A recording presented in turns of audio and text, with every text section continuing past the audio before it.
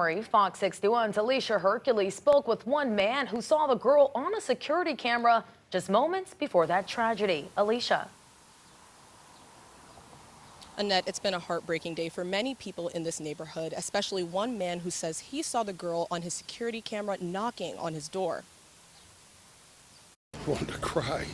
Jeffrey Dahl tells me he checked his security camera video right after getting woken up by police. They knocked on his door moments after the 3-year-old was hit on East Center Street. She tried to get in our front door. Then she ran back out in the front, out the sidewalk, and I guess that's when she must have got hit. He says he and his wife were asleep at the time the toddler came to his door. How do you feel about a little kid like that, not having help? I wish I could have been there for her. He says security footage shows the 3-year-old came to his door at 4:28 in the morning. 8 minutes later, police responded to a report of a pedestrian being hit by a car. Investigators say a 49-year-old man driving westbound on East Center Street hit the child. I can't imagine how that person feels. The toddler was rushed to the Connecticut Children's Medical Center where she later died. Amanda Smith walks her dog along East Center Street daily. She says she's in shock that something like this happened here. Yeah, this area is typically pretty safe, so it's quite surprising and it's pretty sad. Dahl says he wishes there was something he could have done to save the child. It's just breaking my heart. It's beyond, all I want to do is sit down and bawl, you know. It's a horrible day, you know.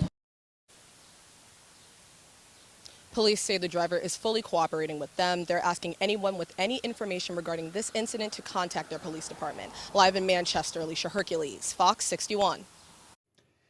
The State Department of Children and Families gave us this statement in response to the crash. DCF says, "We are heartbroken by the death of this young girl and extend our deepest condolences to the child's family and loved ones during this incredibly difficult time." It goes on to say, "We are working closely with law enforcement to investigate the circumstances surrounding this tragedy while concurrently assessing the need for supportive services." Well, it took only minutes for a normal Saturday night to turn into a tragedy involving a dog, a stove, and a devastating fire. Now, as Fox 61's Victoria Anderson shows us, families are now being reminded that danger isn't always out of reach for pets. With just one turn or tap, your kitchen stove can turn deadly in minutes. That's the new warning from Enfield fire officials after a devastating house fire over the weekend. Investigators say the fire started in the kitchen after one wrong move from the family pet. I was on the phone with 911 when they had pulled into the driveway and tried to keep them from going into the house to save the animals. So, yeah, it was pretty sad. Neighbor David Dimsdale was the first on the scene when he saw smoke pouring from his neighbor's house on Pryor Road Saturday night. But sadly, it was too late for many of the furry family members inside. She left the door open, yelled for the dogs. They didn't respond. She happened to see her cat walk across the doorway and she grabbed it and was able to drag it out. Edward Shirley, Enfield's deputy fire marshal, told us the homeowner rushed home but was only able to save the family cat. Investigators later reported 3 dogs, 1 rabbit, and an estimated 7 birds were found dead inside the home. The cause? She made a comment that the dog was jumping on tables, on the counters, and even the stove area. Investigators believe the family dog, which had a habit of jumping on the counter near the stove, may have hit the knob on the home's electric stove, which quickly ignited items sitting on the stovetop. But the biggest item to take away is don't store anything on it. If you have knobs in the front of the stove, consider child safety knobs. Several companies like LG and Samsung have ordered recalls on electric stove knobs that have been connected to house fires started by kids or pets. Local investigators are still looking into the brand of the stove involved in this house fire. But while the family waits for more answers, neighbors tell me one thing is for sure. You know, we always come together when there's tragedy, and especially on our block here, we really look out for each other. You can buy stove knob covers at most major retailers like Walmart or online on websites like Amazon. In Enfield, Victoria Anderson, Fox 61. Victoria, thank you. Well, one woman had a slithery surprise waiting for her inside her car yesterday when she was driving on Route 2 near Foxwoods. She discovered a snake loose and had to call for help. Safe to say that's not a surprise you want. Now, state police rushed in to remove the unwanted passenger. Fox 61's Jamel Johnson shares reaction from drivers in Hartford. What would you do if you found a snake in your car? We asked people here at Bushnell Park to put themselves in the shoes of the woman that found that snake in her car. It's a big snake. I think if I was driving, I would be a little overstimulated, for sure. This is the snake in question, and the officer holding it is Trooper First Class Workman. TFC Workman was called to an area near Route 2 near Foxwoods and was able to help the driver get the snake out of her car. Tucker Williams, a student at Yale University, says he might take a different approach. I'd probably try and get it out myself. I'd just try and grab it, throw it up the side of the road, get it away from me. If that ended up working, I'd say I'd call somebody, but yeah. Williams says he doesn't have too vast of knowledge on snakes, but knows some of them that are more dangerous than others. Fortunately, in this situation, the snake didn't harm anyone. But the question remains, how did the snake get in the car? Not in a car, no. I don't know. Unless you put it in there or someone else put it in there. It could be some blackmail, I don't know. Now, me, I think I'd probably just do the exact same thing that driver did and just call for help. But I also think it comes down to how big the snake actually is. In Hartford, Jamel Johnson, Fox 61. Jamel, thank you. Connecticut is bracing for its first major heat wave of the season. Governor Ned Lamont has activated the state's extreme hot weather protocol starting tomorrow morning as temperatures are expected to climb. Cooling centers will open across the state to help people escape the dangerous conditions, and officials say anyone needing relief can find locations by calling 211 or visiting 211ct.org.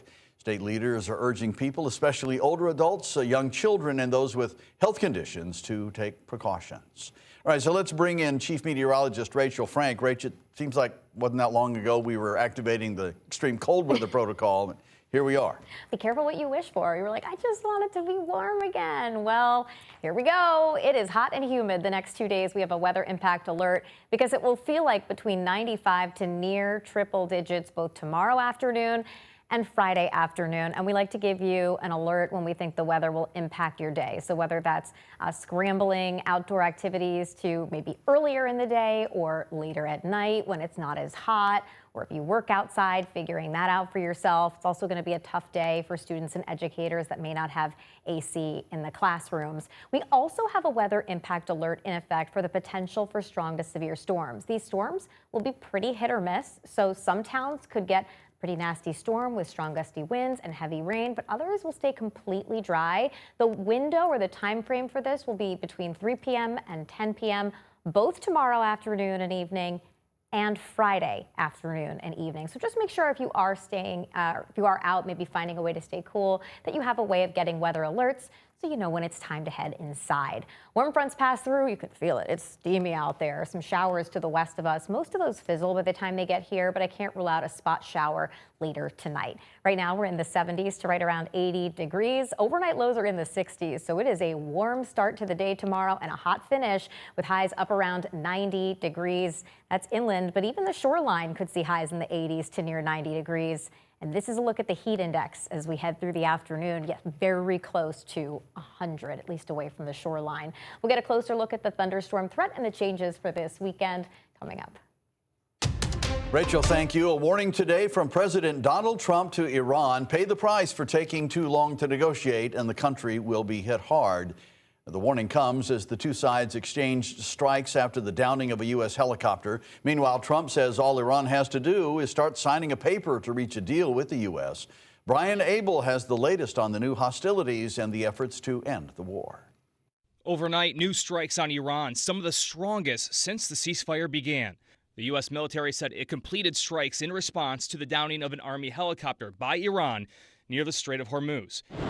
And in response to the response, Iran says it targeted U.S. bases in Jordan and Kuwait with missiles. The exchanges calling into question the state of negotiations to end the conflict, with President Trump seemingly running out of patience and posting a new threat, saying in part, they've taken too long to negotiate a deal that would have been great for them. Now they will have to pay the price. The president also Wednesday telling Fox News the U.S. may resume targeting power plants and bridges in Iran. Iran, on the other hand, is feeling quite arrogant. They've survived what they think is the worst that we could do to them in an air campaign. They're looking at the United States. They see political controversy. So they're pushing him. And the president's trying to push back with this rhetoric. And this is what Trump said from the Oval Office Wednesday. We hit him hard yesterday, and We're going to hit them again hard today, in case you miss it, in case you don't turn on your television set. And we'll see what happens with the deal. We were really close to a deal. All of this happening as talks continue to try and reach a potential agreement. A source saying a Qatari delegation is meeting in Tehran with Iranian negotiators to try and broker some kind of peace plan. In Washington, Brian Abel, Fox 61. And today, President Donald Trump signed a sweeping $70 billion immigration enforcement package into law. Now, this comes a day after House Republicans approved and sent the bill to the president's desk. The signing also ends months of political fighting over the measure. The Secure America Act fully funds the Department of Homeland Security for the rest of Trump's second term, specifically money for ICE and U.S. Customs and Border Protection. In Ohio, police said they have identified one of the two people suspected of opening fire at an outdoor festival, hurting 12 people. Authorities issued arrest warrants for 20-year-old Con Nye Taylor earlier today, charging him with 11 counts of felonious assault. The shooting happened Saturday at Toledo's Old West End Festival after police say two rival groups got into an altercation. Police said they are working to identify the second shooter. 12 people ranging in age from 14 to 61 were taken to the hospital after the shooting. Most of them have since been released. A New Haven man is now behind bars after police say he shot a man in North Haven last month. That shooting happened on May 31st in the area of Whitney Avenue. Police say officers found a man with a gunshot wound who told them he had been followed by multiple people and shot after a dispute. Now, that man was taken to the hospital for treatment. Police say an investigation led them to 44-year-old Pedro Pupart. Now, Pupart was arrested yesterday and charged with assault and reckless endangerment. Windsor police said a man died after his motorcycle hit an SUV head-on. They said it happened Friday at the intersection of Windsor Avenue and Meadow Road. Now, police say the SUV driver told them he was waiting to make a left turn when he saw the motorcycle coming at him with sparks flying, so the rider, might have lost control beforehand. The driver says he felt the motorcycle hit the front of the car, and then when he got out, he saw the rider underneath the SUV. The man died at the scene. Windsor police asked for any of you with information on the crash to please give them a call.